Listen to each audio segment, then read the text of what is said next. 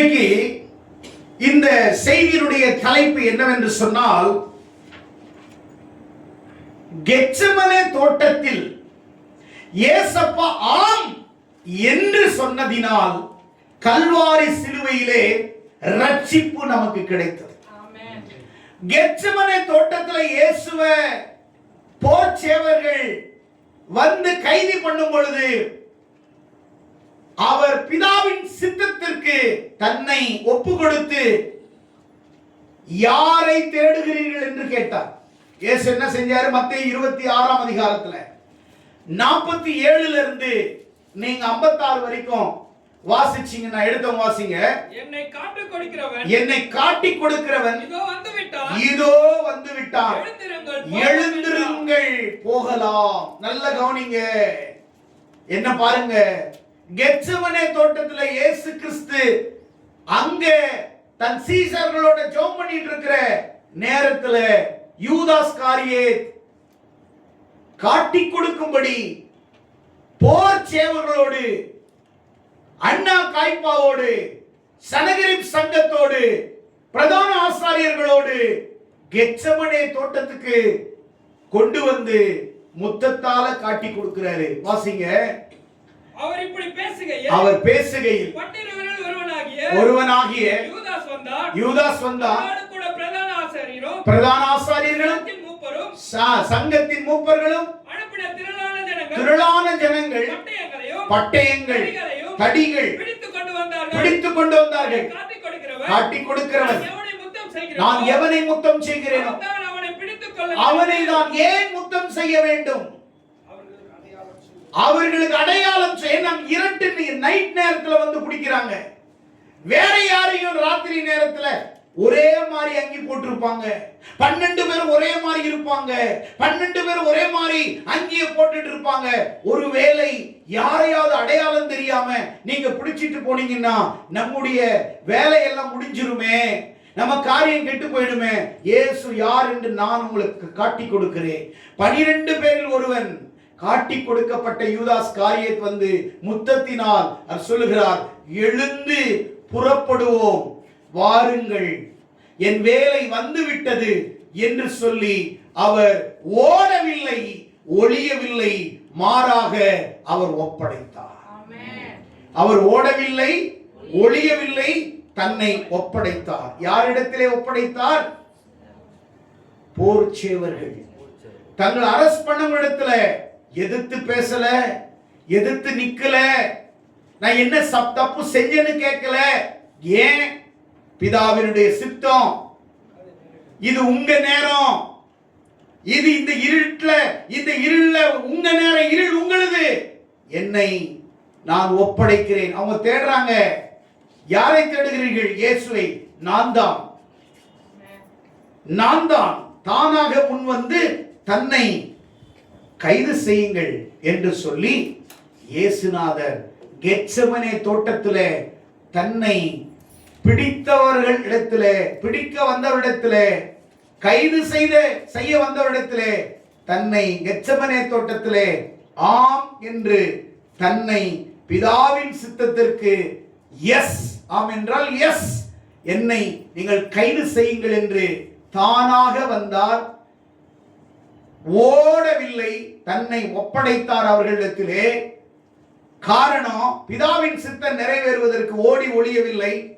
Gethsemane தோட்டத்திலே அவர் ஆம் என்று தன்னை சொன்னதினாலே என்ன நடந்ததுன்னா, கல்வாரி சிலுவையிலே நமக்கு ரட்சிப்பு கிடைத்தது. கரங்களை தட்டி ஆண்டவரை மகிமைப்படுத்துவோம். Because Jesus Christ said yes in Gethsemane, salvation was accomplished in the Calvary. தன்னை ஒப்படைத்தார். கெத்செமனே தோட்டத்திலே ஓடி ஒளியவில்லை. முதலாவது பாயிண்ட், தன்னை ஒப்படைத்தார். என் இயேசு கிறிஸ்துவுக்காக எது வேணாலும் என் வாழ்க்கையிலே நடக்க, எது நேர்ந்தாலும் என்னை கிறிஸ்துவுக்காக ஒப்படைக்கிறேன் என்கிறவன் தான் ஒரிஜினல் கிறிஸ்துவனுடைய சீஷன். ஆமென். தன் வாழ்க்கையில் எது வேணாலும் நடந்தாலும் நடக்கட்டும், ஆனால் நான் மறுதலிக்க மாட்டேன், ஒப்படைப்பேன் என்று சொல்லி, என் ஆவி ஆத்துமா சரீரத்தை ஒப்படைக்கிறேன் என்று பாடக்கூடாது. அது உன் வாழ்க்கையில் நடைமுறையில் சாத்தியமா இருக்கிறதா? அது உன்னுடைய வாழ்க்கையிலே அது நிச்சயமாக ஒரு பயனுள்ளதான ஒரு ஒப்படைப்பு, சரண்டர் லைஃப் இருக்கிறதா? அதுதான் முக்கிய பிரியமானவர்களே.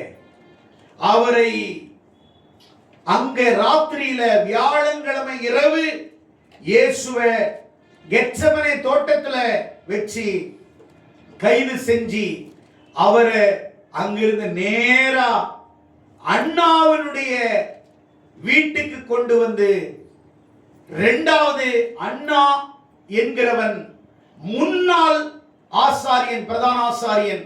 ஆனால் அவனுக்கு இப்போ ஆட்சியில் அதிகாரம் இல்லை. இப்போ அட் பிரசன்ட் அவன் கரண்ட்னுடைய பிரீஸ்ட் கிடையாது, அதிகாரி கிடையாது. இருந்தாலும் அவன் ஏற்கனவே இருந்ததினாலே, செல்வாக்கு மிக்கபடி செல்வாக்குள்ள மனுஷனாக இருந்தபடினாலே அவரை அண்ணாவினுடைய வீட்டுக்கு, யோவான் 18ஆம் அதிகாரத்துல 12 இருந்து 23 வசனங்கள் நீங்க வாசிப்பீங்கன்னு சொன்னா, அண்ணாவினுடைய வீட்டு வாசல்ல இயேசுவை ராத்திரி நேரத்திலே அவரை நீதியற்ற விசாரணை, நியாயமான விசாரணை இருந்தால் அதை நாம் அங்கீகரிக்கலாம், ஆதரிக்கலாம்.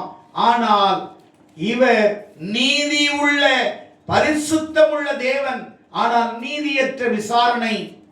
இவரை கொண்டு அண்ணாவுடைய வீட்டிலே விசாரித்து கொண்டிருக்கும் பொழுது என்ன நடந்தது இயேசுவுக்கு என்றால், முதலாவது அவர் கெத்செமனே தோட்டத்திலே கள்ளனை பிடிப்பது போல தடிகளும் பட்டயங்களோடு வந்தார்கள்.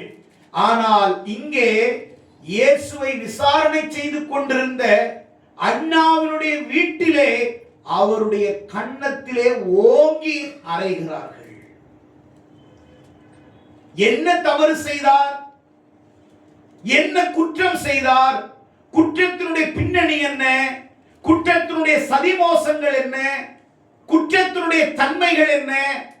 ஏதாவது இவ்விடத்திலே குற்றம் இருக்கிறதா, ஆதாரங்கள் இருக்கிறதா என்று அலசி பார்த்து விசாரிக்காமல் நீதியற்ற விசாரணையை அண்ணாவின் வீட்டிலே அவரை வைத்து, நம்முடைய இரட்சகராகிய இயேசுவை வைத்து குற்றவாளிகளாக கருதி அவரை விசாரித்துக் கொண்டிருக்கும் பொழுதே அவரை கன்னத்திலே அடிக்கிறார்கள். வாசிங்கள் அந்த வசனம். அப்பொழுது போர் சேவகரும் 1000 போர் சேவகருக்கு தலைவனும் 1000 போர் சேவர்களுக்கு தலைவனும் யூதர்களுக்கு ஊழியக்காரனும் இயேசுவை பிடித்து அவரை கட்டி முதலாவது அவரை அண்ணாவினுடைய வீட்டில் கொண்டு போனாங்க. அவன் அந்த வருஷத்து பிரதான ஆசாரனாகிய காய்பாவுக்கு மாவன். இப்போ அட் பிரசன்ட்ல இருக்கிற பிரதான ஆசாரியனுக்கு மாமா. அந்த திமிரு, அந்த தைரியம், இப்போ விசாரணை செய்யறதுக்கு இவனுக்கு அதிகாரமும் இல்லை, விசாரிக்கிறதுக்கு இவனுக்கு ரூல்ஸும் இல்லை. ஆனால் இவர்கள் சட்டத்தின்படி தீர்ப்பளிக்க வேண்டியவர்கள் சட்டத்துக்கு முரணாக, சட்டத்துக்கு முறையற்ற விசாரணையை அங்கே செய்கிறார்கள். அப்பொழுது அங்க ஒருத்தன் என்ன செய்யறான்? இயேசுவை அடிக்கிறான். யோசிச்சு பாருங்க, இயேசுவின் பாடுகளை இந்த புனித வெள்ளியாகி இன்றைக்கு இயேசு கிறிஸ்துவின் மரணத்தின் செய்தியை, மரணத்தின் மறுபக்கத்தை நாம் அலசி கொண்டிருக்கிறோம், ஆராய்ந்து கொண்டிருக்கிறோம். அறிய வேண்டிய நிலை. அவர் எப்படி, எங்கே கைது செய்யப்பட்டார்? முதல் அவர் கைது செய்யப்படுகிறார். இரண்டாவது விசாரணை, அவரை அண்ணாவின் வீட்டிலே விசாரிக்கிறார்கள். மூன்றாவது காய்பாவினுடைய வீட்டிலே, மத்தேயு 26ஆம் அதிகாரம் 57 58 வசனங்களை அங்கே காய்பாவினுடைய வீட்டிலே விசாரிக்கிறார்கள். என்ன விசாரிக்கிறான்? நீ தேவனுடைய குமாரனாமே அப்படின்னு நீ சொல்லிக்கிட்டு திரியிறியாமே, இதெல்லாம் உண்மையான்னு கேட்கிற. ஆம் நான் தேவனுடைய குமாரன் என்று சொல்லுகிறார். என்ன சொல்ற? சிலவங்க நீங்க எல்லாம் கிறிஸ்டியனான்னு சொன்னா நான் இல்ல, நான் எப்பயாவது போவேன் மறுதளிக்கிறீங்க பாருங்க. அத மாதிரி அவர் இல்ல. எஸ், ஐ அம் கிறிஸ்டியன். நான் தேவனுடைய பிள்ளை, நான் ரட்சிக்கப்பட்டவன். உன்னால எந்த இடத்துல தைரியமாய் சொல்ல முடியுதோ நீ உண்மையான சீசன். நீ வெக்கப்பட்டு வேதனைப்பட்டு சொந்தக்காரங்க வீட்டுக்கு போனா எப்பயாவது போவேன்றது இல்ல. 4 பேரை பார்த்த உடனே, ஃப்ரெண்ட்ஸுங்களை பார்த்த உடனே பைபிளை தூக்கி கவர்ல மூடி வைக்கிறவனா இல்ல. இங்க இயேசுவை கேட்க, நீ தேவனுடைய குமாரனா? வாசிங்க மத்தேயு 26:57. இயேசுவை பிடித்தவர்கள் ஒரு பிரதான ஆசாரியனாகிய காய்பாவிடத்தில் கொண்டு போனார்கள். எங்க இருந்து இப்ப கூட்டிட்டு வர்றாங்க? இவரை கை கட்டி அங்கேயே அரெஸ்ட் பண்ண கை கட்டாங்க. எச்சமனை தோட்டத்தில் யோசிச்சு பாருங்க. அவர் நம்மை நியாயம் தீர்க்க ராஜாதிராஜாய் வரப்போகிறார். ஆனால் அந்த ராஜாவை இவர்கள் பிடித்து கையை கட்டி அங்கிருந்து தரதரன்னு இழுத்து கொண்டு அண்ணா வீடு முடிஞ்ச உடனே காய்பாவுடைய வீட்டிலே வந்து அவரை என்ன செய்யறாங்க? வாசிங்க 58. அங்க வேதபாரகரும் மூப்பர்களும் கூடி, இங்க பாருங்க, இங்க 3 பேர் உட்கார வச்சோம். வேதபாரகர்கள் மூப்பர்கள் எல்லாம். ஏன்னா இவங்க பைபிளை போதிக்கிறவங்க, இவங்க கிட்ட கேக்குறாங்க, இவர் தேவனுடைய குமாரன்னு சொல்றாரு, பைபிள்ல அப்படி எங்கேயாவது இருக்குதா? அது சொல்றது குற்றம் இல்லையா அப்படின்னு கேக்குறாரு. நல்ல கவனிங்க. அங்கே பொய் சாட்சிகளை அவருக்கு நேராக தேடினார்கள். என்ன செய்யறாங்களா? பொய் சாட்சிகளை. அப்படியானால் ஒருவனும் அகப்படவில்லை. என் இயேசுவை காட்டிக் கொடுத்த ஒரு துரோகி அவரோடு இருந்த யூதாஸ். அவரை அடித்தவன் ஒரு துரோகி. இந்த இடத்திலே மூன்றாவது, அவர் மேல் குற்றம் சுமத்துவதற்கு சாட்சிகளை தேடினார்கள், அகப்படவில்லை. ஏனென்றால் அவர் ஒரு குற்றத்தையும் செய்யாத, பாவத்தையே பார்க்காத சுத்த கண்ணராய் இருக்கிறதினாலே அவரிடத்திலே யாதொரு குற்றத்தையும் அண்ணாவும் கண்டுபிடிக்கவில்லை, காய்பாவும் கண்டுபிடிக்கவில்லை. வகை தேடுகிறார்கள், பொய் சாட்சிகளை ஏற்படுத்துகிறார்கள். வாழ்க்கையில பொய்ய பேசின நீ விளங்க மாட்ட. உன்னை மாற்றிக்கொள்வதற்கு தான் செய்திய ஒழிய, நீ இன்னும் உன்னை அறிவாளியாக அதிலிருந்து நான் வந்து விடுவேன், பேச்சு ஜாலக்கால் நான் ஜெயித்து விடுவேன் என்று நீ நினைக்காதே. பேச்சு ஜாலக்கால் நீ ஜெயிக்கலாம், ஆனால் தேவனிடத்திலே நீ ஜெயிக்க முடியாது. இங்கே சொல்லுகிறார், பொய் சாட்சிகளை அவருக்கு நேராக வைத்து அவரை குற்றம் சுமத்துகிறார்கள். 4வது, லூக்கா 22:66-77 வரைக்கும் படிச்சீங்கன்னா, சனகரிப்பு 4வது விசாரணை. சனகரிப்பு சங்கத்தின் மத்தியிலே இயேசுவை கொண்டு வருகிறார்கள். அங்கதான் மரண தீர்ப்பு, மனித நீதிமன்றம் அங்க இருக்கிறது. சனகரிப்பு என்று சொன்னால் யூதர்களுக்கு ஒரு மிக முக்கியமான ஒரு கோர்ட், சுப்ரீம் கோர்ட்டுக்கு போல ஒரு வலிமை மிக்க ஒரு தீர்ப்பு அளிக்கக்கூடிய ஒரு கவுன்சிலிங் இருந்தது, சனகரிப் கவுன்சிலிங். அதுல 70 பேர் அதுல உறுப்பினராக இருப்பார்கள், பிளஸ் 1 பிரதான ஆசாரியன். ஆக மொத்தம் 71 பேர் அந்த சனகரிப்பிலே அவர்கள் அமர்ந்து இயேசுவை இப்பொழுது ஹை கோர்ட், சுப்ரீம் கோர்ட் மாதிரி இருக்கக்கூடிய கவுன்சிலிங்ல அங்கே அவரை கையை கட்டி இழுத்து கொண்டு வந்து அங்கே நிறுத்துகிறார்கள். அங்கே அவருக்கு தீர்ப்பளிக்க வேண்டும். மறுபடியும் அவர் மேல் குற்றம் சுமத்துகிறார்கள். அங்கேயும் இவரிடத்திலே ஒரு குற்றத்தையும் காணவில்லை. அங்கேயும் மனித நீதிமன்றமும் தோல்வியில் தான் நிற்கிறது. அண்ணாவும் தோல்வி அடைந்தான், காய்பாவும் தோல்வி அடைந்தான். சனகரிப்பு சங்கம் குற்றத்தை தேடுறாங்க, அங்கேயும் அவங்க மனித நீதிமன்றம் தோல்வியில முடியுது.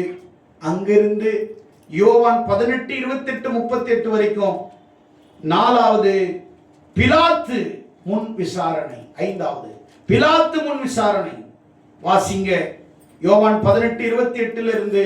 அவர்கள் காய்பாவினிடத்திலிருந்து இயேசுவை தேசாதிபதியின் அரண்மனைக்கு கொண்டு போனார். தேசாதிபதி அன்றைக்கு அந்த தேசத்தினுடைய கவர்னராய் இருந்தவர் தான் பிலாத்து.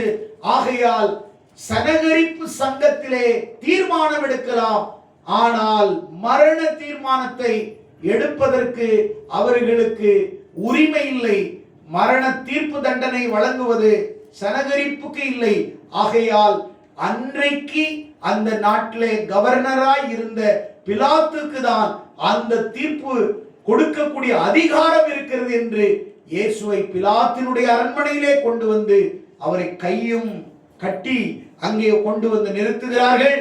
அங்கே அவரை விசாரிக்கிற பிலாத்து சொல்லுகிறான், இவரிடத்தில் ஒரு குற்றத்தையும் காணேன். இயேசுவினிடத்திலே ஒரு குற்றத்தையும் காணேன், ஒரு குற்றத்தையும் காணேன். அங்கேயும் பிலாத்து அங்க தோல்வி அடைகிறார்.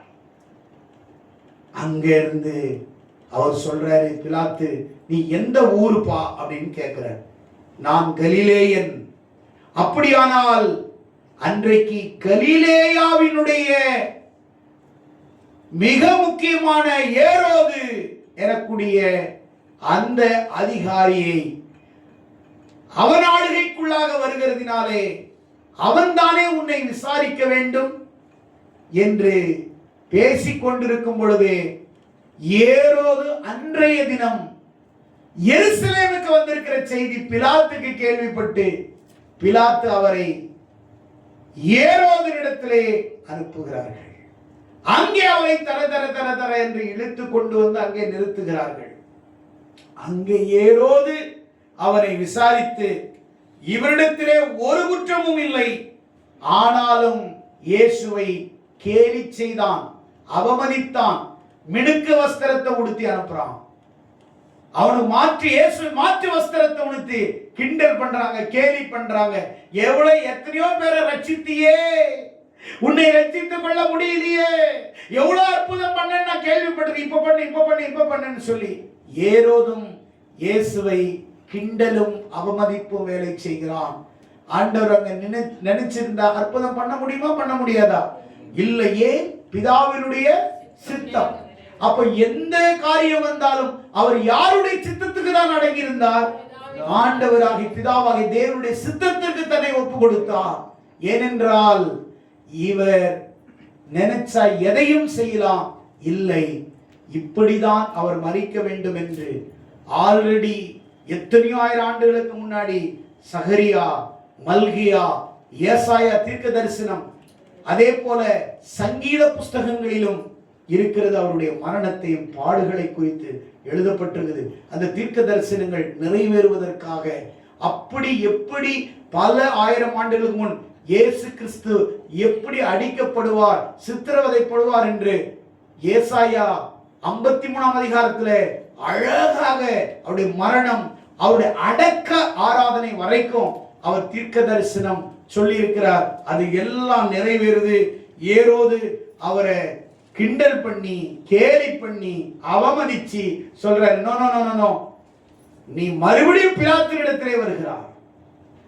யோசிச்சு பாருங்க, ஒருவனை குற்றவாளி என்று தீர்ப்பதற்கு கெத்செமனே தோட்டத்திலே ஆரம்பிச்ச அந்த கைதி நடவடிக்கை, கேலி, கிண்டல், அவமானம், நிந்தை, இவைகள் எல்லாம் எதற்கு என்று நான் கடைசியாய் சொல்லுகிறேன். ஒவ்வொரு இடங்களிலும் வருகிறார். திரும்ப இவரை இழுத்துட்டு போய் பிலாத்தினிடத்திலே மத்தேயு 27:11-26 குற்றவாளி என்று தீர்க்க வேண்டும் என்று யூத ஜனங்கள் இவரை பார்த்து சொல்லுகிறார்கள். இவர் தேவனுடைய குமாரன் தான், நீதிமான், இவரிடத்திலே ஒரு குற்றமும் இல்லை என்று பிலாத்து சொல்லும்போது இவரை சிலுவையிலே அறையும், சிலுவையிலே அறையும், சிலுவையிலே அறையும், சிலுவையிலே அறையும் என்று எந்த ஜனங்க 2 நாளுக்கு முன்னாடி அவங்க போன வாரத்துல ஓசன்னா என்று ஆராதித்தவர்கள், அதே ஜனங்கள் வாயால இப்பொழுது சிலுவையிலே அறையும் என்று அவர்கள் கூக்குரலிடுகிறார்கள். குற்றவாளியை விடுதலை செய்கிறார்கள், நீதிபதிக்கோ தண்டனை கொடுக்கிறார்கள். மக்கள் சிலுவையிலே அறையும் என்று அங்கே சொன்ன பொழுது கடைசியாக பிலாத்து இயேசு கிறிஸ்துவை சிலுவையிலே அறைவதற்கு இறுதியான தீர்ப்பை அவர் வழங்குகிறார். தண்ணீரை கொண்டு வாருங்கள் என்று அவர் அந்த தண்ணீரே 2 கைகளை கழுவுகிறார். இவருடைய பாவத்திற்கு நான் உடந்தை அல்ல, இவர்களுடைய இரத்தப்பழிக்கு நான் ஆள் அல்ல அப்படின்னு சொல்லும் பொழுது யூதர்கள் சொல்லுகிறார்கள், இவனுடைய இரத்த பழி எங்கள் மேலும் எங்கள் பிள்ளைகள் மேலும் சுமரட்டும். சாபத்தை கேட்டு வாங்கின ஒரே சந்ததி இந்த உலகத்திலே யூத சந்ததி மட்டும்தான். சாபத்தை கேட்டு பெற்றவர்கள். ஆகையால் தான் இன்றைக்கும் அவர்கள் யுத்தத்திலே தொடர்ந்து இஸ்ரவேல் நாடு இன்றைக்கும் அவர்கள் வாழ்க்கையிலே பூரணமான விடுதலை சமாதானம் இல்லாமல் இன்றைக்கு வரைக்கும் சாபத்தின் சட்டத்திற்கு உட்பட்டு சாபத்துக்கு சாபமாக அவர்கள் இன்றைக்கும் வாழ்கிறார்கள். ஏனென்றால் கேட்டு பெற்றுக்கொண்ட சாபம். எந்த மனுஷனும் சபின்னு சொல்ல மாட்டான். அவங்க சொன்னாங்க, என்ன சபி, என் பிள்ளைய சபி, என் சந்ததிய சபின்னு சொல்லி சாபத்தை விரும்பி கேட்ட அந்த ஜனங்களை போல இந்த உலகத்துல வேற எந்த ஜாதியுமே இல்லை அப்படின்னு பைபிள் சொல்லுது. அன்னைக்கு அங்கே ஒரு தீர்ப்பு கொடுக்கிறார், இவரிடத்திலே ஒரு குற்றத்தையும் செய்யவில்லை. ஆகையால் யாராவது உங்களிடத்திலே கேட்டால் உங்கள் இயேசுவை ஏன் சிலுவையிலே அறைந்தார்கள் என்றால், பேசுற உனக்காக அறைந்தார்கள், சொல்லுகிற எனக்காக அறைந்தார்கள், உலகத்தில் இருக்கிற எல்லா மனிதனுக்காக அறைந்தார்கள். ஏனென்றால் அவர் கெத்செமனேலே அங்கே குற்றவாளியாய் தீர்க்கப்படவில்லை. அண்ணா வீட்டிலே குற்றம் சாட்டினார்கள், ஆனால் குற்றவாளியாய் தீர்க்க முடியவில்லை. அங்கே காய்பா தோல்வி அடைகிறான், அண்ணா தோற்று போகிறான், ஏரோது தோற்று போகிறான், பிலாத்து தோற்று போகிறான். ஆகையால் என் ஏசப்பாவுக்கு விரோதமாக எழும்பின குற்றங்கள் எல்லாம் தோல்வி தோல்வி தோல்வி தோல்வி தோல்வி. அவர் நிரபராதி, நீதிமான், பரிசுத்தவான், ரட்சகர், அவரிடத்தில் ஒரு குற்றத்தை காணேன் என்று ஒட்டுமொத்த அரசாங்கமும் ஒட்டுமொத்த ராஜ்யங்களும் ஒட்டுமொத்த எல்லா தலைவர்களும் விசாரித்த போது அவர் குற்றமற்றவர் என்றுதான் தீர்ப்பளித்தார்கள். ஆகையால் இறுதியாக பிலாத்து சொன்னா, இவர் நீதிமான், உங்கள் கையிலே நாங்கள் ஒப்பு கொடுக்கிறோம், நீங்களே உங்களுடைய யூதர்களுடைய ராஜாவை சிலுவையிலே அறையுங்கள் என்று சொல்லி அவர்களை அவரிடத்திலே ஒப்படைத்தார். ஒப்படைத்த போது அவர் மேலே 100 to 130 கிலோ எடை உள்ள ஒரு பெரிய சிலுவையை என் ஏசப்பாவினுடைய முதுகிலே வைத்து அவரை என்ன செய்யறாங்கன்னா 8வது ஷாட்டையும் முட்கிரீடத்தையும் யோவான் 19ஆம் அதிகாரம் 1-3 வரைக்கும் நீங்க வாசிப்பீர்களானால் அங்கே அவருக்கு சாட்டை அடி, அவர் சிலுவையிலே சுமந்து எருசலேமினுடைய வீதியிலே எல்லா ஜனங்கள் சூழ சிலுவையை சுமந்து கொண்டு கொல்கதாவை நோக்கி அவர் புறப்படுகிற அந்த வழியிலே எங்க பார்த்தாலும் ஜனங்கள், எங்க பார்த்தாலும் மக்கள்கள் அவங்களுக்கு முன்னாடி அவரை சிலுவையை சுமக்க வைத்து அவர் மேலே சாட்டை அடித்தார்கள். அவருடைய தழும்புகள் எல்லா அவருடைய எலும்புகள் தெரிகிற வரைக்கும் முதுகுகளிலே உழுதை போல, ஏர் உழுது போல, நிலங்கள் உழுவப்பட்டது போல என் பிதாவாகிய தேவனுடைய சித்தத்தை நிறைவேற்றுவதற்காக என் ஆண்டவராக இயேசு கிறிஸ்து உனக்காக, உன் பாவத்திற்காக கல்வாரி சிலுவையிலே உனக்கு ரட்சிப்பை கொடுப்பதற்காக, உன்னை மீட்பதற்காக, உன் சாபத்தை எடுத்து போடுவதற்காக, உன்னை ரட்சிப்பதற்காக அவைகளை சந்தோஷமாய் ஏற்றுக்கொண்டு அந்த சிலுவையை சுமந்து கொண்டு கல்வாரி சிலுவையை நோக்கி பயணித்த பொழுது சாட்டையினாலே அடித்தார்கள் போர்ச்சவர்கள், ரத்தம் சிந்தினது, ரத்தம் கொட்டினது. அதே காரியத்தை அவர் எந்த விதத்திலும் சொல்லாமல் அதே தேவனுடைய சித்தத்துக்கு நேராக தன்னை அர்ப்பணித்து அவர் சிலுவையை சுமந்து கொண்டு போனார். எல்லாருக்கும் முன்னாடி அடித்தார்கள். அவருடைய தலையிலே முட்கிரீடம். நீ ராஜாவாமே, நீ ராஜாவாமே, ராஜாவுக்கு கிரீடம், நீ ராஜா இல்லையா, அதனால அது ஒரிஜினல் கிரீடம் உன் தலையில நாங்க வைக்கிறோம், முட்கிரீடம் என்று சொல்லி முட்களினாலே ஒரு கிரீடத்தை உண்டாக்கி அவருடைய தலையிலே நசுக்கினார்கள். அவருடைய உள்ள எல்லா அந்த முட்களும் உள்ளே போய் மூளையில் இருந்தும் பல இடங்களில் ரத்தம் சிந்தியது, கொட்டியது, உடலெல்லாம் ரத்தம், அடித்து முதுகில் எல்லாம் ரத்தம். உச்சம் தலை முதல் உள்ளங்கால் வரைக்கும் எல்லா ரத்தமும் சிந்தப்பட்டது. உன் பாவத்திற்காக, சர்வலோக பாவத்திற்காக, மனுகுலத்திற்காக, மனிதனை மீட்பதற்காக, மனிதனை ரட்சிப்பதற்காக, ஓ ஏதேன் தோட்டத்திலே இழந்த ரட்சிப்பை பெறுவதற்காக, ஏதேன் தோட்டத்தில் இருந்து ஆதாமை துரத்திய அதே பிசாசு இன்றைய வரைக்கும் ஜனங்களை இப்படிப்பட்ட பாவத்திலே வைத்திருக்கிறானே, இவர்களை ரட்சித்தே ஆக வேண்டும். ஆதியாகமம் 3:15 படி உன் வித்துக்கால் வித்துக்கு பகை உண்டாக்குவே, அவர் உன்னுடைய தலையை நசுக்குவார் என்று சொன்ன தீர்க்கதரிசி நிறைவேறுதலுக்காக என் ஆண்டவராகிய இயேசு கல்வாரி சிலுவையிலே அவர் சிலுவையை சுமந்து இப்பொழுது நமக்காக சிலுவையை சுமந்து கொண்டு முட்முடியை அவர் தாங்கிக் கொண்டு ரத்தம் சொட்ட சொட்ட போகிறார். அவன் சாத்தான் நினைத்தான், உன்னை பார், நான் என்ன சித்திரவதை செய்கிறேன், உன் பிதா அமைதியாய் இருக்கிறார், உன் ஜோலி முடிந்தது என்று. ஓ சாத்தான் ஆண்டவராகிய இயேசுவை பார்த்து பிசாசு மனிதர்கள் ரூபத்திலே கேலி செய்தார், மனிதர்கள் ரூபத்திலே சாட்டை அடித்தார், மனித ரூபத்திலே பிசாசு அவரை அவமானப்படுத்தினார். பிசாசு முள்முடியை கொண்டு வந்து மனித ரூபத்திலே அவருடைய தலையிலே வைத்து நசுக்கி ரத்தம் பிழியும்படியாக, ஓ ஒரு பழச்சாறை பிழிவது போல என் ஆண்டவராகிய இயேசுவை பிழித்தார்கள். என் ஆண்டவராகிய இயேசுவை பழச்சாறை போல பிழித்து ரத்தம் வழுவியது, ரத்தம் ஓடியது ஆறாக. ஆனாலும் நீ தோற்று போறாய் என்று சாத்தான் இயேசுவை பார்த்து சொல்லுகிறார். ஆண்டவர் தன்னை பார்த்து அடிக்கிறவளை பார்த்து அவர் பார்த்து அமைதியாக பார்த்து கொண்டே போனார். கல்வாரி சிலுவையிலே அவருடைய உடல் முழுவதும் கிழியும் வரைக்கும் அவர்களை அடித்தார்கள், முட்களனால் தலையை சூட்டினார்கள். 9வது பாயிண்ட், சிலுவையை சுமந்து மக்கள் மத்தியிலே அவர் போகும் பொழுது ஜனங்கள் அவரை பார்த்து கேலனம் செய்கிறார்கள். ஒரு சில ஸ்திரீகள் அழுகிறார்கள். அவர்களை பார்த்து இயேசு சொன்னார், ஓ எருசலேமின் குமாரத்திகளே, எருசலேமின் குமாரத்திகளே, எனக்காக அழ வேண்டாம், எனக்காக அழ வேண்டாம், எனக்காக அழ வேண்டாம், உங்களுக்காக, உங்கள் பிள்ளைகளுக்காகவும், உங்கள் சந்ததிகளுக்காகவும், இந்த பாவத்துக்காகவும், உங்களை பிடித்து வைத்திருக்கிற சாபங்கள், பிசாசிலிருந்து நீங்கள் விடுதலை ஆவதற்காக, நீங்கள் கேட்டு வாங்கின சாபத்தை மறுபடியும் துளைக்கும்படியாக உங்களுக்காக அழுங்கள், உங்கள் பிள்ளைகளுக்காக அழுங்கள், எனக்காக அழ வேண்டாம் என்று சொல்லி அங்கேயும் அழுகிறவர்களை ஆறுதல் படுத்தினாரே ஒழிய ஆத்திரம் கொள்ளவில்லை.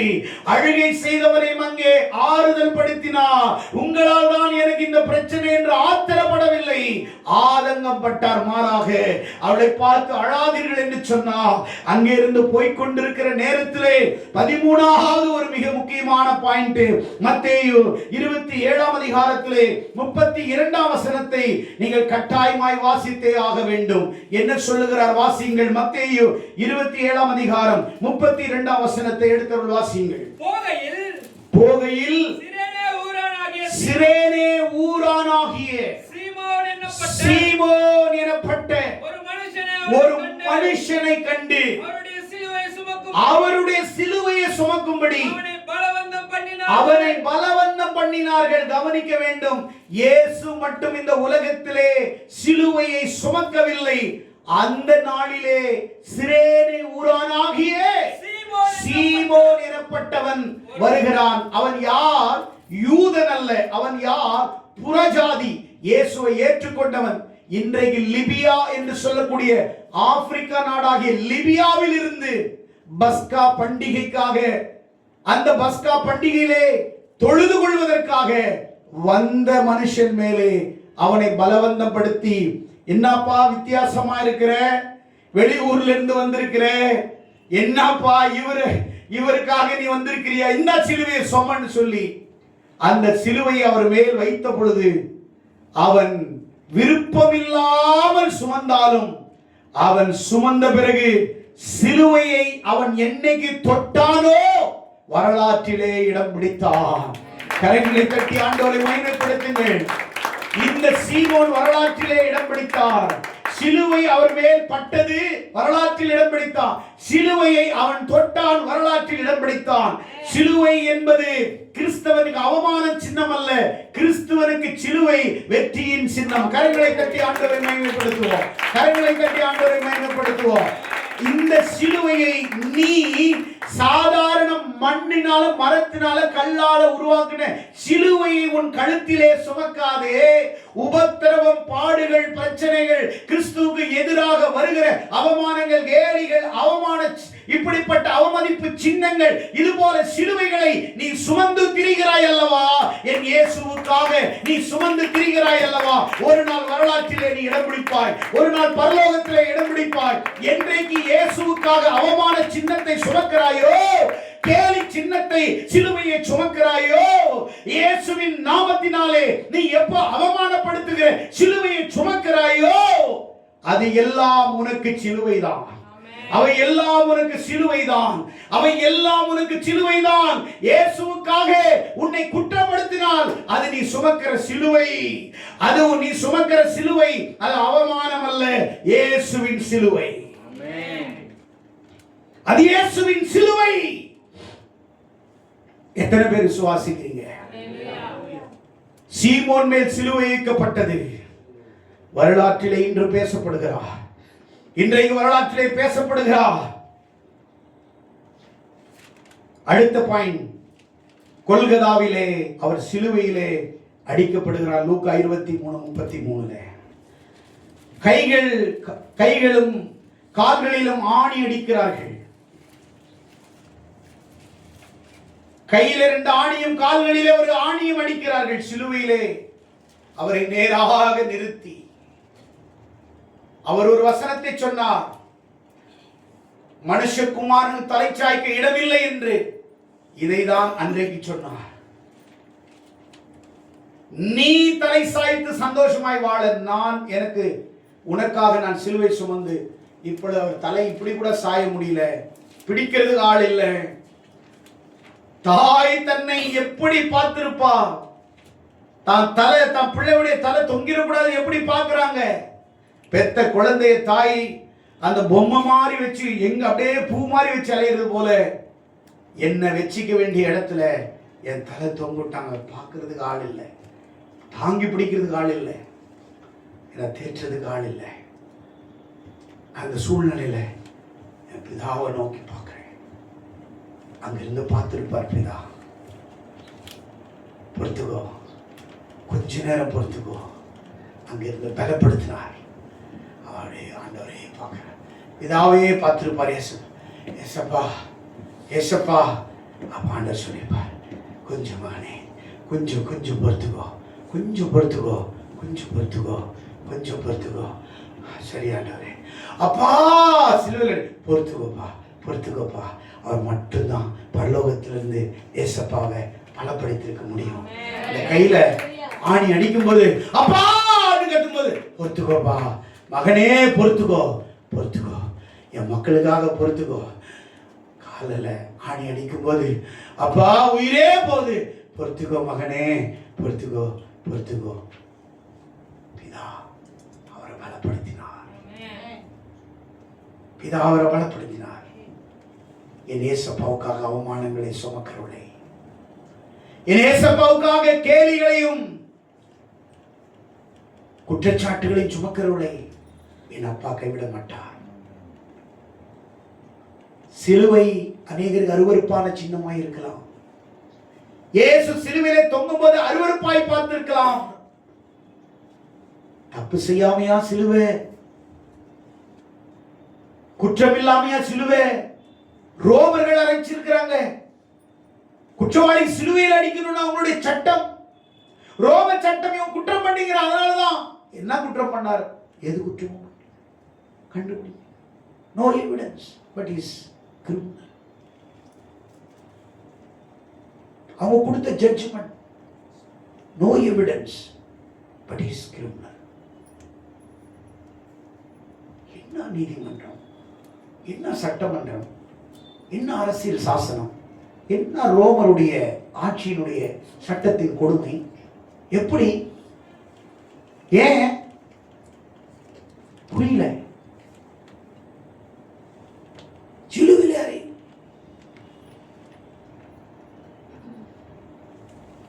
அங்க சிலுவையில் தொங்கிட்டு தான் 7 வார்த்தை பேசினார். நம்ம ஆளுங்க இன்னைக்கு 7 வார்த்தை பேசுவாங்க எல்லாரும். வார்த்தைக்கும் இவனுக்கும் சம்பந்தமே இல்லை. 7 வார்த்தையில் ஒரு வார்த்தைக்கும் இவனுக்கும் சம்பந்தமே இல்லை. பேசுவான். பாரம்பரியம் பாரம்பரியம். ஒரு வார்த்தைக்கும் உனக்கும் சம்பந்தமே கிடையாது. மேட்சே ஆகாது. அனைவரும் இன்னைக்கு மேட்ச் நடத்துறார். 1வது வசனத்தை எடுத்து பேசுவார். மேட்ச் நடத்தினார். 7 வார்த்தை. அவர் தொங்கிக்கிட்டு சொன்னார், பிதாவே இவளை மன்னியும். எடுத்த உடனே அவர் வாயிலிருந்து வந்தது மன்னிப்பு. எடுத்த உடனே மன்னிப்பு, அரவணைப்பு, ஆதரிப்பு, ரட்சிப்பு எல்லாம் பூதான். மன்னிப்பு. அம்மாவை அரவணைச்சார், ஆதரிச்சார். ஆதரிப்பு, ரட்சிப்பு, அரவணைப்பு, அன்பு எல்லாம். அங்கேயும் அவர் மலர்ந்துதான் காணப்பட்டார், தொய்ந்து காணப்படவில்லை, சோர்ந்து போய் காணப்படவில்லை, தன் சோகத்தை வெளிப்படுத்தவில்லை. அதாவே இவளை மன்னியும். தண்ணி இருந்தா கொடுங்க, தண்ணி தண்ணி தண்ணி, தாகமா இருக்கு தண்ணி. அந்த இடையில அவர் கேட்டது ஒண்ணுதாங்க, வாய் திறந்து. அவர் 33 வருஷத்துல எனக்கு தெரிஞ்சு கேட்டது, எனக்கு தெரிஞ்சு பைபிள்ல நான் அலசுனது, அவர் கேட்டது அதுவும் சிலுவையில ரொம்ப உயிர் போற நேரத்துல மனுஷனா அவருடைய உடல் எல்லாம் தண்ணி போயிடுச்சு, ரத்தம் போயிடுச்சு. இதில் தண்ணி கேட்குறாருங்க. எனக்கு தெரிஞ்சு உலகத்தையே படைச்சவர், நதிகளை படைச்சவர், கடலை படைச்சவர், தண்ணீரை படைச்சவர் தனக்கு ஒரு தண்ணி கேட்குறாரு. எனக்கு தெரிஞ்சவர் கேட்டது தண்ணியாக தான். பாவிங்க தவிச்சு போன வாய்க்கு தண்ணி கூட கொடுக்காம காடி தோய்ந்து இதை வாயில் வைக்கிறார். வாயில் வச்சு பார்க்குறார், கசக்குது, நல்லா இல்லை, குடிக்க முடியல, வேண்டாம் வேண்டாம் வேண்டாம், கொடுத்தது நன்றின்றார். ஒன்றுமே செய்யல. நீ பைபிள் எடுத்துக்கிட்டு நக்கல் அடிச்சுட்டு தெரியுறீங்க, பாட்டு பாடிக்கிட்டு வீட்டில் போய் பாட்டு பாடுறீங்க, இங்கே நக்கல் பண்ணிக்கிட்டு தெரியுறீங்க. இங்கே சர்ச்சில் ஏஞ்சல், வெளியில் போனால் ரோஞ்சல். இங்கே உள்ள ஏஞ்சல் மாதிரி பேசுறது, வெளியில் போனால் அது வேற மாதிரி. இங்கே ஒரு முகம், அங்கே ஒரு முகம். இங்கே ஆடு, அங்கே ஆட்டுத்தோலை போத்தின நரி. சர்ச்சில் அல்லேலூயா, அங்கே போனால் வேற மாதிரி. இங்கே அந்நிய பாஷை, வெளியில் போனால் அநியாய பாஷை. இங்கே சோத்திரம், வெளியில் போனால் ஆத்திரம். இங்க இருக்கிற கிறிஸ்தவங்களுடைய சர்ச்சில் வந்தா நடிப்பு, வெளியில போனா வேற மாதிரி. இங்க ஹோலி, வெளியில போனா ஜாலி. ஒரு நாள் நீ காலி. அதை நீ தெரிஞ்சுக்கோ. மூலி இல்லாட்டினா உனக்கு வரும் சாடி, உனக்கு வாழ்க்கையே முடிஞ்சிடும். சொன்னாரு ஆண்டவர், மன்னிங்க ஆண்டவரே, தாகமா இருக்கிறேன், தண்ணி கொடுக்கலங்க, தண்ணி கொடுக்கலங்க, இவங்க பாவிங்க, தண்ணி கொடுக்கலங்க. அவர் இருக்கும்போது தண்ணி திராட்சரசமா மாத்தி கொடுத்தார். அவன் தண்ணிய திராட்சரசமா மாத்தினார். அவர் மட்டும், பிதாவே கொஞ்சம் தண்ணி ஊத்துனா வானத்துல இருந்து கொட்டிருக்கும் அருவி. கேட்கல. ஆண்டவரே, இதா கட்டாயமா நான் நினைக்கிறேங்க. பைபிள் அப்படி இல்லை, அங்கிருந்து மேல இருந்து பார்த்துருப்பாரு. கொஞ்சம் அவரும் அங்கே அழுதுருப்பாரு, கட்டாயம் அழுதுருப்பாரு. தாக்கு பிடிச்சிக்கோ, கொஞ்சம் கொஞ்சம் மகனே மகனே தாக்கு பிடிச்சிக்கோ. சரி ஆண்டவரே, சரியப்பா. Connection connection. பிதாவோட அப்போ கூட பேசிட்டு இருந்தார். மரணத்தின் தருவாயில் பிதாவோடு பேசிக்கிட்டே இருந்தார். உனக்கு கொஞ்சம் பணம் வந்துச்சுன்னா ஆண்டவர் யார் அவரு அப்படின்னு கேட்குறேன். வறுமை வந்தா வாடுற, வசதி வந்தா ஆடுற. வறுமை வந்தா வாடுற, வசதி வந்தா ஆடுற. அவர் அந்த இடத்துல ஆண்டவரோட பேசினார். அந்த நேரத்திலையும் பார்க்கிறார். பேதுருவை நினைச்சு பார்த்துருக்கிறார். பேதுரு, நான் உன்னை கடல் மேல நடக்க வச்சப்பா. இந்த உலகத்துல 2 பேர் தான்ப்பா கடல்ல நடந்தாங்க, நானு நீ ஏன் என் கூட இல்லை? உன் போட்டை நிரப்பின அதையாவது நினைப்பு இருக்குதா? எங்கடா போன? ஓடிட்டான். யுதாஸ், பணத்தை உங்ககிட்ட தானடா கொடுத்து வச்சிருந்தேன், மொத்த பணத்தை நீ தானடா நிர்வகிச்சு. பண ஆசை வந்துருச்சுடா. 30 வெள்ளிக்காசு காட்டி கொடுத்து, அப்படி எனக்கு காட்டி கொடுத்த பணத்தை வச்சாவது நீ ஏதாவது பண்ணுவேன்னு பார்த்தா நாண்டு கொண்டு செத்துட்டியடா. கஷ்டமா இருக்குதா? காட்டி கொடுத்த பணமாவது ஒன்று யூஸ் ஆகிடுயே. எங்கடா? ஏண்டா செத்த? ஏண்டா செத்த? நீ பிரசங்கத்தை கேட்க நான் உன்னை மாத்திக்கோ, மாறிக்கோ. அதுக்குதாங்க பிரச்சனை. அதுக்குதான் ஆண்டவர் உன்னோட பேசுறாரு. அதுக்குதாங்க இங்க பிரசங்கம். மாறணும், மாத்திக்கணும். மாறி இருக்கிறதுக்கு இல்லைங்க பிரசங்கம்.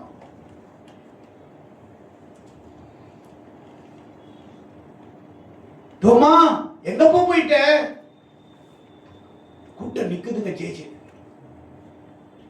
அங்க இருந்து பாக்குறாரு, யாருமே இல்லையே. யோவான் மட்டும் பக்கத்துல நிக்கிறான்.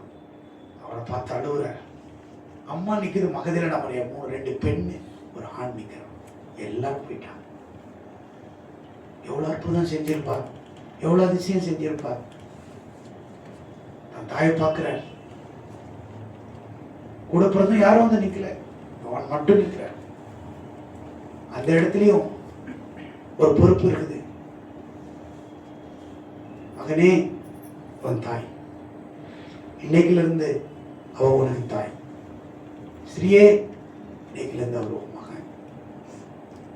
அப்படியே அம்மாவை பிடிச்சு மேல கையெல்லாம் ரத்தம் ஊத்துது. வார்த்தையில சொல்றாரு, பார்த்துக்கோ, கைவிட்டாத எங்க அம்மாவை, பார்த்துக்கோப்பா, கடைசி வரைக்கும் என் நிழல்ல வந்து நீ இருந்த. சர்ச்சில கடைசி வரைக்கும் வந்து நிலைச்சு நின்று வாழ்ந்து பரலோகம் போற வரைக்கும் நிக்கிறவன் தாங்க சீஷன். அவமானம் மோதுங்க, கேலி வருங்க, பழி வருங்க, நம் மேல அம்புகள் எய்யப்படுங்க, கடைசி வரைக்கும். மகதலேனா மரியாதை பார்க்கிறார். அவளுக்கு பேய் இருந்துச்சு, துரத்தினார். அவன் என்ன அப்படி பார்க்கிறார், ஆறுதல் படுத்துறார். சிலுவையில தொங்கிட்டு பிறகு ஆறுதல் படுத்துறார், நன்மை செய்கிறார், மன்னிக்கிறார். யாரையும் குற்றப்படுத்தல. உனக்கு ஒண்ணுமே செய்யல, படிக்கிட்டு இறங்கின உடனே பத்த வைக்கிற. இங்க ஆவேன்னு சொல்லிட்டு படிக்கட்டுல இறங்குற உடனே போன் எடுத்து பத்த வைக்கிற. என்னடி உனக்கு ஆவி? உனக்கு என்னடா ஆவி இருக்குது? உனக்கு என்ன ஸ்பிரிட் இருக்குது? உனக்கு உன்னெல்லாம் நினைக்கும் பொழுது வேதனையும் வெக்கமா இருக்குது. என் உடல் கூசுது உங்களெல்லாம் நினைக்கும். வாழ முடியல. பத்து வைக்கிற குடும்பத்தை, பத்து வைக்கிற குடும்பத்தை, உன் மனசாட்சி இல்ல, உன் மனசாட்சி இல்ல, பத்த வைக்கிற. வெக்கமா இருக்குதுங்க, அசிங்கமா இருக்குதுங்க. உங்களை என் உடல் கூசுதுங்களே. 2-3 நாள் எனக்கு உடல்நிலையே சரியில்லை. கல்யாணத்துக்கு போயிட்டு வர்றேன், காலையில 12 மணிக்கு சேலம் போயிட்டு நைட் வர்றேன். நியூஸ், ஐயா குடும்பம் பத்த வைக்கிறேன். என்ன பிரசங்கம், என்னத்த பாட்டு பாடுற, என்னத்தை ஆராதிக்கிற, என்னத்த வசனத்தை சொல்ற. இந்த பிரசங்கத்தை கேட்டு நீ திருந்தலன்னா, நீ இருந்து என்ன, நீ இல்லாம இருந்தா என்ன? என் மனம் குமுறுது, என் மனம் வேதனை உள்ள உடையுது. நினைக்கும் போது நான் அழுவுறதா சிரிக்கிறதா? என் இருதயம் சுக்கு சூவா உன்னை நினைக்கும் போது, உனக்காக எவ்வளவு பிரேயர், ஜெபம், ஆராதனை, பாடல், செய்தி, வசனம், வாய்ப்பு எவ்வளோ ட்ரெயின் பண்றோம். நாம உண்டு ஏதாவது கேட்கிறோமா? இயேசு அப்படிதாங்க, ஒரு குற்றத்தையும் செய்யலைங்க. கடைசியாக 13 அவர் அடக்கம் செய்யப்படுகிறார். எப்படி தெரியுமாங்க அடக்கம் செய்யப்படுறார்? அரிமத்து ஊரானாகிய யோசேப் பிலாத்தின் இடத்துல வந்து கேட்கிறார் அவருடைய உடலை. அரிமத்து ஊரானி யார் தெரியுமா? சனகரிப் சங்கத்துல one of the member, powerful position.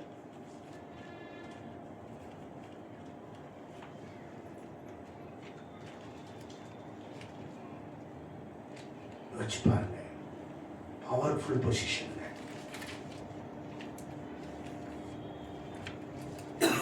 அவருடைய மரணத்துல 3 பேர் கூட இருந்தாங்க. யாரு? மரியாள், மகதலேன மரியாள், யோவான். இன்னும் 3 பேர் ரொம்ப ரொம்ப முக்கியமாக பங்கு வகிச்சாங்க. யாரு? சீமோன், யோசேப்பு, நிக்கதேமு. இவங்க 3 பேர். சீமோன் யாரு? வழியில அரிமத்து ஊரானாகிய யோசேப்பு யாரு? வாசிங்க, யோவான் 19:30. இயேசு காடியை வாங்கின பின்பு 38 இருந்து வாசிங்க. இவைகளுக்கு பின்பு அரிமத்தியா ஊரானும் யூதருக்கு பயந்ததினால் இயேசுவுக்கு அந்தரங்க சீஷனுமாகிய யோசேப்பு இயேசுவின் சரீரத்தை எடுத்துக்கொண்டு போகும்படி பிலாத்தினிடத்தில் உத்தரவு கேட்டார். பிலாத்தினிடத்தில் வந்து தைரியமா கேட்கிறான். அப்போதான் சனகரிப் சொன்னே, you are also Christian. Yes, I am disciple of Christ. Carry the cross, arise the church, live the gospel, carry the cross, be his witness. அரிமத்தியோ யோசேப்பு போய் கேட்கிறான் பிலாத்தினிடத்துல, பாடியை கொடு. எங்க வைக்க போறீங்க? என் கல்லறையில, என் சொந்த கல்லறை. அரிமத்தூரன் பெரிய கோட்டீஸ்வரன். ஒருத்தன் தோலை கொடுக்கிறான், ஒருத்தன் கல்லறையை கொடுக்கிறான், ஒருத்தன் செல்வத்தை கொடுக்கிறான். அவன் பிறந்தது இன்னொருத்தருடைய கொட்டாயில, அடக்கம் பண்ணது இன்னொருத்தருடைய கல்லறை. அவருக்கு இந்த உலக தண்டசராத்தை படைச்சவருக்கு அவருக்கு பிறந்த இடமும் சொந்தம் இல்லை, அவரை வச்ச இடமும் சொந்தம் இல்லை. எவ்வளவு அற்புதம்! செத்து போன கல்லறையில் வெளியே வாடான்னு காமிச்சவரு அவருக்கு ஒரு கல்லறை கட்ட முடியாதா? அனாதை போல விடப்பட்டவனை போல இயேசுநாதர் இருந்தாருங்க, வாழ்ந்தாருங்க. எனக்கு வீடு வைக்கலங்க, சொத்து சுகம் சேர்க்கலங்க, ஏன்னா எனக்கு இந்த உலகம் சொந்தம் இல்லை, நான் போயிடுவேன். அவரை தூக்கிட்டு போய் கல்லறையில் வைக்கிறாங்க. எப்படி வைக்கிறாங்க தெரியுமா? ஒருத்தன் தோலை கொடுத்தான், ஒருத்தன் கல்லறையை கொடுக்குறான். ஒருத்தன் என்ன செய்யறான்னா, ராத்திரியிலே வந்து நிக்கதேமு, அவன் 100 பவுண்ட் வெள்ளை போலம், கரிய போலத்தை கொண்டு ஏறக்குரிய 100 ராத்திர கொண்டு வந்து ஏசப்பாவுடைய பாடியில அப்படியே லெனின் துணியை சுத்துறாங்க. லெனின் இப்பதான் பணக்காரன் போடும், அன்னைக்கே ஆண்டவர்கள் லெனின் துணி. பிறக்கும் போது நிர்வாணமா பிறந்தார். அவர் துணியெல்லாம் சிலுவையில உரிச்சிட்டு நிர்வாணமாக்குறாங்க. ஆனா அவருடைய மரணம் ராஜரீக மரணம். ராஜாவுக்கு அடக்கம் செய்யற மாதிரி அவரை குளிக்க வச்சு புது லெனின் துளி சுத்தி அவர் புது கல்லறையில வச்சு 3 பேர். சீமோன் தோல் கொடுத்தவன் நிக்கிறான், யோசேப்பு கல்லறை கொடுக்கிறவன் நிக்கிறான், நிக்கதேமு செல்வத்தை கொடுத்தவன் நிக்கிறான். சலிட் அடிச்சு அவர் கல்லறையில வச்சு கல்ல புரட்டி வச்சு, எங்க அப்பா பிறந்தது வேணாம், ஏழ்மையா இருக்கலாம், எங்க அப்பா சாகும் போது ஏழ்மையா சாக கூடாது, பணக்காரனா சாகணும்னு ஏசாயா 53ஆம் அதிகாரம் 9ஆம் வசனத்துல, ஏசாயா 53:9 வாசிச்சீங்கன்னா, அவர் மரணம் அவர் அடக்கம், அவர் எப்படி அடக்கம் செய்யப்படுவார்னு எத்தனையோ வருஷத்துக்கு முன்னாடி ஏசாயா சொன்னது வாசிங்க. 53:9. துன்மார்க்கரோடு அவருடைய பிரேத குழியை நியமித்தார்கள். துன்மார்க்கரோடு அவருடைய பிரேத குழியை நியமித்தார்கள். நல்ல கேளுங்க, ஏசப்பாவை எங்க தொங்க வச்சாங்க? பின்னாடி 2 பேர் யார் இருந்தாங்க? கள்ளர்கள். அவருக்கு நடுவுல இவரும் கள்ளரை போல தொங்குனாங்க. ஆனாலும் அவர் மரித்த போது தொங்கும் போது துன்மார்க்கரோட தொங்கினாரு, மரிக்கும் போது ஐஸ்வர்யனோடு கூட இருந்தார். ஐஸ்வர்யனால போல இருந்தார். கையை தட்டுங்க.